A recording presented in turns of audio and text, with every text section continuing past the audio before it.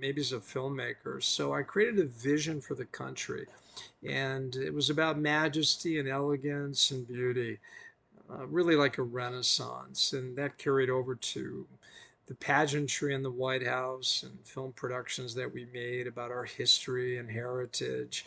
And it just carried over to every aspect of our society where people started feeling really beautiful again.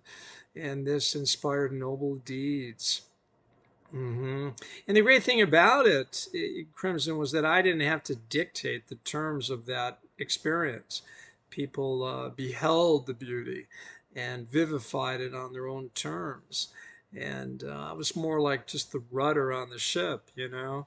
So it really worked out well. And then we did some things in space with harnessing good, clean energy directly in space from the sun and sending it back and pegging those thermal units, which were measurable to our US dollar. And that created probably the most powerful and really, really just dynamic monetary currency in the history of the world.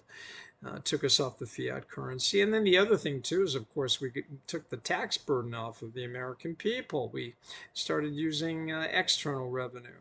And that was really cool because now we created equity funds where countries around the world could invest in the United States, which filled our coffers and something moreover. They began rooting for us because they had an investment in our country. And I don't know why no one thought of that in the past. And that just shrunk our deficit and our debts over time and got the world on our side, okay? So those were kind of the basics, okay? Mm-hmm.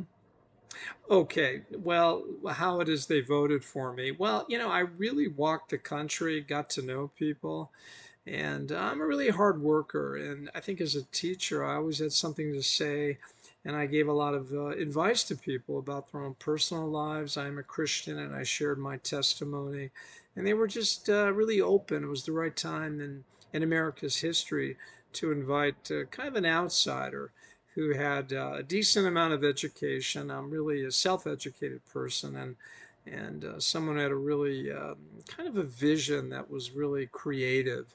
This Renaissance theme, I think the country was really hungry for, and it's just been a beautiful experience. When I was a young man, I studied in Florence, Italy, and when you gaze up at those frescoes and you see the beautiful works of art, it's a world you want to step into. And I think we all deserve to have beauty in our lives because that's the source of inspiration. I tell you, without beauty, there's no truth, and without truth, there's no beauty.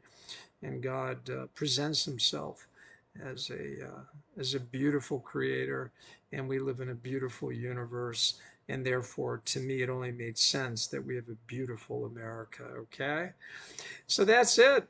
I hope I did well by you. Okay, well, you're very, very welcome, and I'll look forward to reading the interview. Okay, and we'll talk soon. Bye bye now.